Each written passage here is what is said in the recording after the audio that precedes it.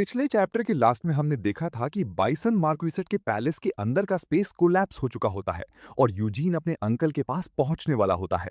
अब इस चैप्टर की शुरुआत में हमें बताया जाता है कि मैजिक सोर्ड्समैनशिप डीसीओ को जेनेसिस एरा में बनाया गया था। इसका मतलब इस टेक्निक को एंशिएंट ह्यूमंस ने एंशिएंट ह्यूमंस के लिए बनाया था। प्रेजेंट में ऐसे बहुत ही कम लोग हैं जो डीसीओ के सबसे निचले लेवल को यूज कर सकते हैं और उनके सबसे निचले लेवल को यूज करने का कारण यह है कि एंशिएंट ह्यूमंस मॉडर्न ह्यूमन से ज्यादा सुपीरियर थे। और वो कारण जिसकी वजह से एंशिएंट ह्यूमंस डीसीओ को फुल पोटेंशियल पर यूज कर पाते थे वो उनकी स्ट्रिंग्स के लिए हाई सेंसिटिविटी थी, जो मॉडर्न ह्यूमंस में बहुत कम है। एक और कारण ये है कि जेनेसिस एरा में जब होराइजन के साथ साथ फिजिकल लॉज भी अच्छे से एस्टैब्लिश नहीं हुए थे, इसी वजह से उस समय मैजिक बहुत ही ज्यादा तबाही मचाने वाला था, क्योंकि उस समय रियलिटी और अनरियलिटी में कोई डिफरेंस नहीं था। इसी वजह से सभी मेज अलग अलग तरह के मैजिक और अपनी इनफाइनाइट पॉसिबिलिटीज के साथ स्पेल्स क्रिएट करते थे। लेकिन वो चीज आज की मॉडर्न रिगरस थ्योरी के साथ और जो सेंसिटिविटी एंशिएंट एरा में हुआ करती थी वो पॉसिबल नहीं है। लेकिन अगर किसी तरह मॉडर्न एरा में भी कोई एंशिएंट एरा जैसी सेंसिटिविटी पा लेता है तो वो भी इस रियलिटी के पीछे हिडन ट्रूथ को देख पाएगा और अपने मैजिक की इनफाइनाइट पॉसिबिलिटीज क्रिएट कर सकेगा। और जब वो अपनी एक्सट्रीम सेंसिटिविटी को डीसीओ के साथ कंबाइन करेगा तब वो मैजिक को एक अलग ही लेवल पर यूज कर पाएगा। यही है जेनेसिस एरा का मैजिक सॉर्ड्समैनशिप डेसियो। इसके बाद हमें प्रिंस को दिखाया जाता है जिसने वर्टिगा को दो बहुत बड़े कट्स लगा दिए होते हैं, जिससे वर्टिगा को बहुत दर्द होता है। तभी प्रिंस कोल्ड वॉइस में कहता है, ये अटैक डायरेक्ट उसी ओर से आया है जो रियलिटी के भी बियॉन्ड एग्जिस्ट करता है। और क्योंकि इस अटैक का रीजन और इफेक्ट आपस में कनेक्टेड नहीं है, इसलिए तुम्हारा कर्स मेरे ऊपर काम नहीं करेगा। ये सुनकर वर्टिगा अपने दांत पीसते हुए कहता है, घिनौने ह्यूमन, तुम्हारी हिम्मत कैसे हुई मेरे साथ ये घटिया ट्रिक करने की। वर्टिगा की बातों को सुनकर प्रिंस अपने मन में कहता है, वो बिल्कुल सही कह रहा है। ये सिर्फ एक ट्रिक है जो मेरे और उसके बीच के एक्सपीरियंस, स्पीशीज और डेथ बाउंड ड्रैगन के साथ बॉन्ड के डिफरेंस को भर नहीं सकती। लेकिन फिर भी मेरे पास जीतने का अभी भी एक रास्ता है, और वो है वर्टिगा का एरोगेंस, जिसका फायदा मैं उठा सकता हूं। इसके बाद हमें दिखाया जाता है कि प्रिंस ने जैसा कहा था बिल्कुल वैसा ही होता है। वर्टिगा एरोगेंट वॉइस में कहता है, बेवकूफ इंसान, आखिर तुम्हारी हिम्मत कैसे हुई अपनी औकात से बाहर की पावर को यूज करने की। अब तुम्हें इसकी कीमत चुकानी होगी। इसके बाद बहुत डरावने तरीके से एक अटैक तैयार करते हुए कहता है, अब मैं तुम्हें वो नरक दिखाऊंगा जो मौत से भी ज्यादा दर्दनाक है। वहीं वर्टिगा को अपनी ओर आता देख प्रिंस अपने मन में कहता है, मुझे पता था कि जब मैं ट्रू डेसियो को रिवील करूंगा तब ये हमारे बीच के रेशियल डिफरेंस को हथियार बनाकर मुझे कमजोर करना चाहेगा। और बात रही मेरे ट्रू डेसियो की, तो थ्योरी में इसकी पॉसिबिलिटी को लिमिटलेस बताया गया है। लेकिन हर चीज की तरह इसमें भी कुछ कमियां हैं। जैसे अगर मेरे पास एक्सपीरियंस कम है तो मैं उतना ही लिमिटेड ट्रू डेसियो यूज कर पाऊंगा। लेवांत को ये लगा होगा कि मैं डेसियो के इस फॉर्म के साथ वर्टिगा को रोक पाऊंगा, जिसे मैंने रॉयल फैमिली में अकेले सर्वाइव करके डेवलप किया है। इसलिए लेवांत ने जानबूझकर वर्टिगा के अंदर मेरे प्रति कंपेटिटिव स्पिरिट को जगा दिया होगा और वन ऑन वन सिचुएशन बनाकर यूजीन को अपने साथ लेकर बाहर चला गया। इसके बाद प्रिंस स्माइल करते हुए अपने मन में ही कहता है, सच में लेवांत एक बहुत ही माहिर स्ट्रैटेजिस्ट है। फिर थोड़ा मायूस होकर कहता है, मुझे सिर्फ एक बात का अफसोस है, और वो ये है कि इस एंशिएंट मैजिक को यूज करने में मॉडर्न ह्यूमंस को अपनी लाइफ फोर्स का इस्तेमाल करना पड़ता है। काश यहाँ यूजीन होता और वो ये सब अपनी आंखों से देख पाता। लेकिन कोई बात नहीं, मैं अपने जूनियर की इतनी मेहनत से बनाए गए प्लान को बर्बाद नहीं होने दूंगा। इसके बाद प्रिंस अपने केओटिक वर्ल्ड को एक्टिवेट करके फाइट के लिए तैयार हो जाता है और कहता है, सच में तुम बहुत ही ज्यादा एरोगेंट हो। क्या तुम्हें पूरी तरह विश्वास है कि तुम्हारे जैसा फॉलन बीइंग उस मैजिक का सामना कर पाएगा जिसे होराइजन के गार्डियंस ने क्रिएट किया था? ये सुनकर वर्टिगा और भी ज्यादा चिढ़ते हुए कहता है, देखो तो तुम पहले ही अपनी लिमिट से बाहर जा चुके हो, लेकिन फिर भी टफ बनने की एक्टिंग कर रहे हो। खैर, ये अच्छा ही है कि तुम जल्दी ना मरो, ताकि मैं तुम्हारे गले में एक छेद बना दूं। तब तुम मरने के बाद भी मौत की भीख मांगोगे। प्रिंस स्माइल करते हुए कहता है, तुम उसकी चिंता मत करो, मैं इतनी आसानी से नहीं मरने वाला। खासकर न्यू जूनियर्स को देखने के बाद तो बिल्कुल भी नहीं। इसके बाद हमें यूजीन और लेवेंट को दिखाया जाता है, जो अपने आसपास के स्पेस डिस्ट्रक्शन को देखकर हैरान हो जाते हैं। तब लेवेंट कहता है, रियलिटी कोलैप्स हो रही है। ये अजीब फिनोमेना कहीं ऐसा तो नहीं कि अबिस का ग्रैंड ड्यूक पहले ही रिवाइव हो चुका है? इसके बाद अपने मन में कहता है, ग्रैंड ड्यूक की पावर होराइजन के साथ क्लैश कर रही है, जिसकी वजह से जेनेसिस एरा का केओटिक एटमॉस्फेयर वापस आ रहा है। फिलहाल इस सिचुएशन के लिए यही एक्सप्लेनेशन सबसे ज्यादा सटीक है। इसके बाद यूजीन से कहता है, यूजीन, हमारे पास अब कोई चॉइस नहीं बची। अब हमें यहाँ से वापस जाना होगा, क्योंकि हम पहले ही अपनी लिमिट से बहुत ज्यादा आगे आ चुके हैं, और जितना अंदर हम इसके जाते जाएंगे, कियोस उतना ही ज्यादा डीपर होता जाएगा। लेकिन यूजीन लेवेंट का कोई जवाब नहीं देता, और अचानक से अपनी आई ऑफ फेलिविया को एक्टिवेट करके बहुत ही सीरियस वॉइस में कहता है, नहीं, हम वापस नहीं जाएंगे। इसके बाद एक डायरेक्शन की ओर बढ़ते हुए कहता है, मैंने इसे सेंस कर लिया है कि हमें कहाँ जाना है। इसी दौरान वो अपने मन में कहता है, एक शिप को तोड़कर वापस जोड़ने वाली ट्रेनिंग जो मैंने सीनियर एनिका आशीष के साथ की थी, शुरुआत में तो मुझे उसका कोई सिग्निफिकेंस मीनिंग समझ नहीं आ रहा था, लेकिन अब मुझे सब कुछ समझ आ रहा है। कि एक टूटे हुए शिप के पार्टिकल्स फंडामेंटली इस वर्ल्ड के ब्रोकन स्पेस से कुछ ज्यादा अलग नहीं हैं। अगर मैं इन फ्रैगमेंट्स को अच्छे से एनालाइज करूं, तो मैं इन्हें अपनी ओरिजिनल फॉर्म में ला सकता हूं। इसके बाद वो अपनी आई ऑफ फिलीविया को बहुत ही लार्ज स्केल पर एक्टिवेट कर देता है, जिससे उस केओटिक वर्ल्ड में ही यूजीन की एक बहुत बड़ी आंख अपीयर हो जाती है। इसके बाद वो वर्ल्ड के फ्रैगमेंट्स को एनालाइज करके बिल्कुल उस शिप की तरह जोड़ने लगता है, जो देखकर लेवांट चौंक कर कहता है, कैसे, आखिर तुम ये सब कैसे कर पा रहे हो?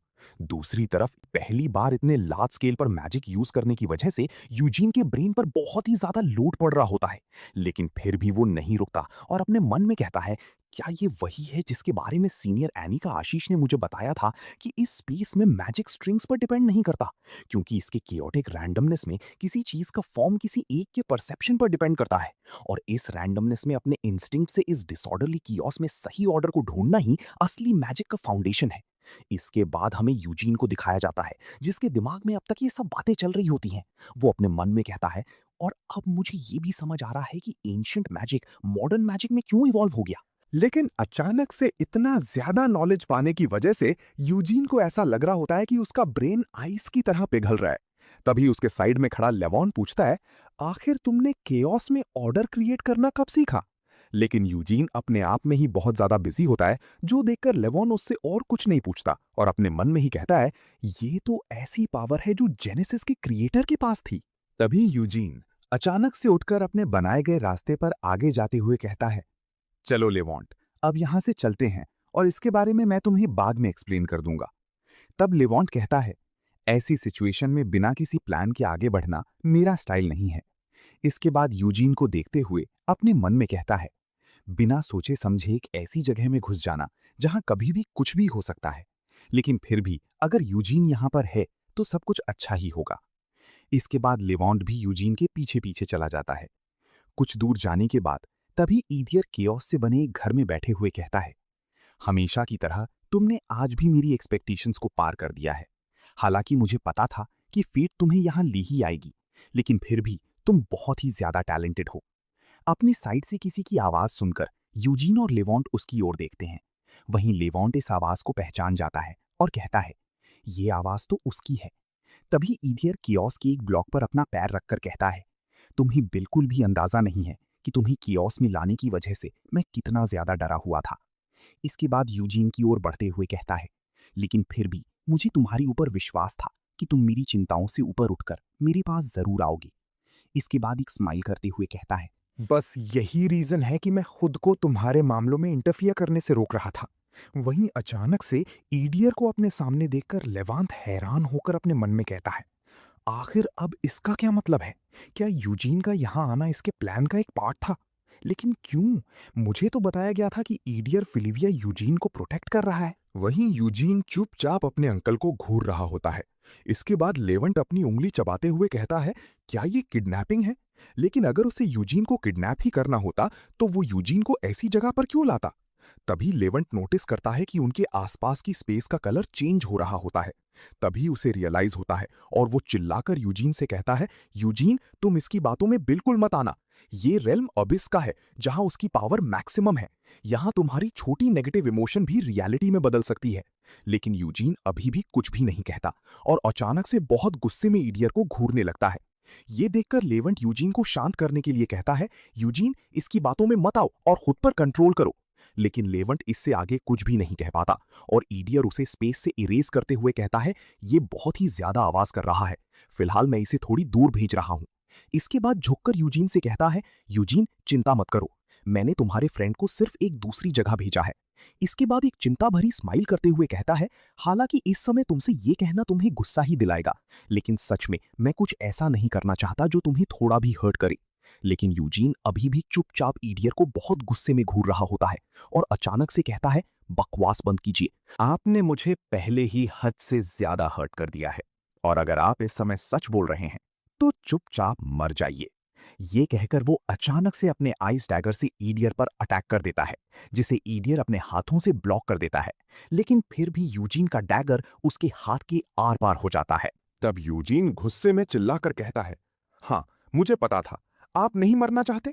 इसका मतलब आप सिर्फ एक हिपोक्रेट हैं जो चीजों को अपने हिसाब से बदलता रहता है। मैं सच में एक बेवकूफ था जिसने सिर्फ ये सोचने में कई हफ्ते बिता दिए कि मैं आपके साथ क्या करूंगा। तब ईडियर बिना दर्द दिखाए कहता है, मुझे अपनी लाइफ से कोई भी अटैचमेंट नहीं है, लेकिन फिर भी अभी ऐसे बहुत सारे काम हैं जिन्हें मुझे करना है।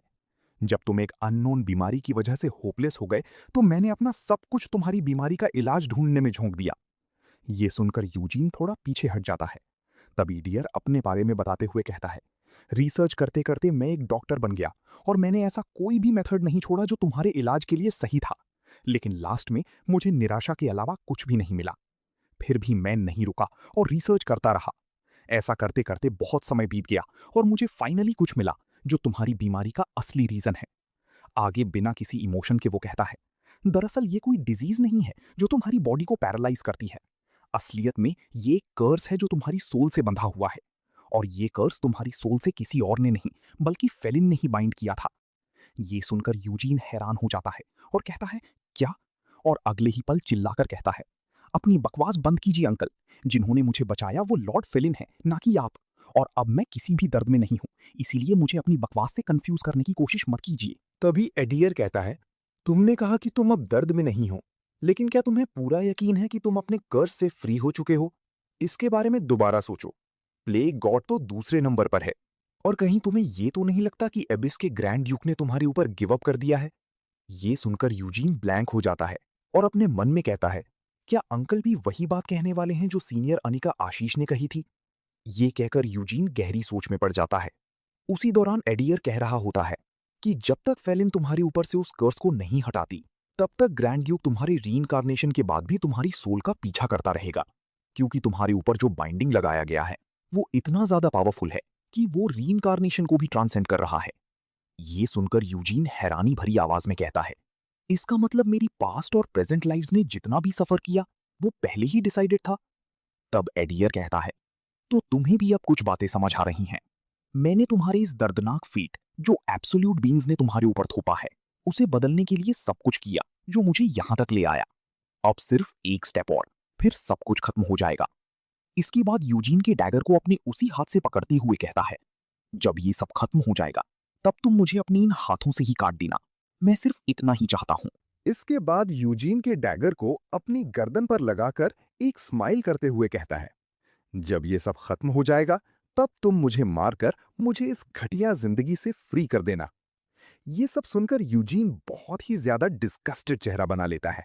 फिलहाल ये वीडियो यहीं पर खत्म होती है। अगर वीडियो अच्छी लगे तो वीडियो को लाइक करें, चैनल को सब्सक्राइब करें। मिलते हैं एक और नए वीडियो में, तब तक के लिए बाय बाय।